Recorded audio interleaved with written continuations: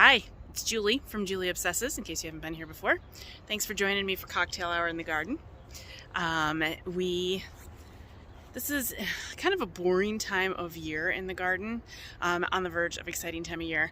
Let me show you what we've got going on. Let me set my cocktail down. One sec. So, let's turn. The beds look pretty bare.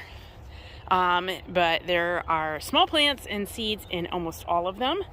In this bed, I have 6 tomato plants. What kind am I growing here? I'm growing Rutgers and Early Girls. I've decided to quit being highfalutin with my tomatoes. I used to only grow heirlooms.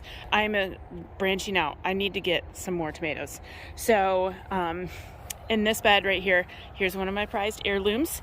This is my Amish paste. Around the Amish paste, I have a bunch of new beans planted. They're not popping up yet, but take a look at this. See those right there? Those are the little flower seeds that I planted. Awesome. I'm so excited. This is always my herb bed. In the center of it, I have a sun gold cherry tomato. Folks, once you plant a sun gold cherry tomato, you will never go back to any other type of cherry tomato. They are the sweetest. They're like candy. They are so delicious. There's the evil mint.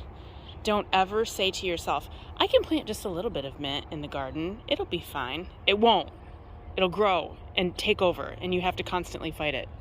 So that's that. Here's another little exciting things.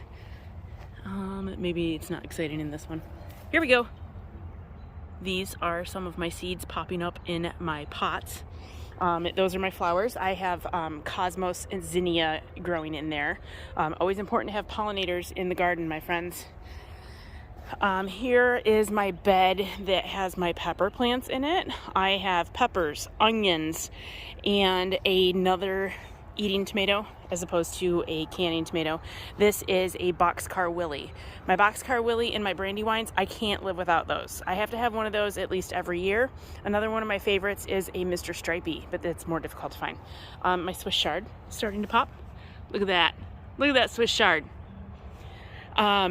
In here tonight, I just planted my black beans. I plant every year Cherokee Trail of Tears black beans. This year I'm going to try building a teepee. I have not done that before. So I've got the plants in. Once the sprouts start coming up, I'm going to plant a teepee around, I'm going to put the poles for a teepee around there and see what we get. Another exciting thing that I'm doing this year, folks, I am planting potatoes. I have potatoes growing in these grow bags. Carnivore husband for years has said, don't grow potatoes. They're so cheap to buy. There is nothing cheap to buy at the grocery store these days. So I'm trying potatoes for the first time. If they're successful, I will branch out and plant different types of potatoes. There's Lola. Hi, Lola. Hi, good girl. Here she comes. She always likes to be by her mom. And then here's my asparagus. The asparagus has been prolific this year. I get about 7 to 14 stalks a day, which means we've been eating a lot of asparagus for dinner and a lot of asparagus egg casseroles, which are delicious. So I still have to harvest yet tonight. There's a good one right there. All right. There's Ruby. There's my old lady. She's an old lady. In this last bed, I have beets and carrots planted. Carrots are notoriously difficult to sprout, so if they don't germinate and sprout, then it's not too late to plant more carrots this year, so I'm really not too concerned. Something I'm doing different in the garden this year, I am planting flowers in the beds, or not in the beds. I always plant flowers in the beds. You have to have pollinators, but in the rows here, I am planting some plants that my dad used to plant. He always called them moss roses, but when I found them at the greenhouse this year, they were coming to focus, please. Portulaca. They're super hardy, which is why I'm putting them in the rows.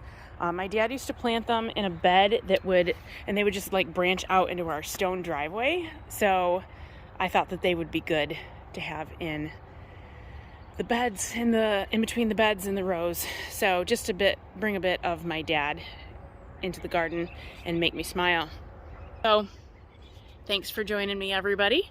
That is what we are doing in the spring garden. May of 2022. Thanks for stopping in. Bye.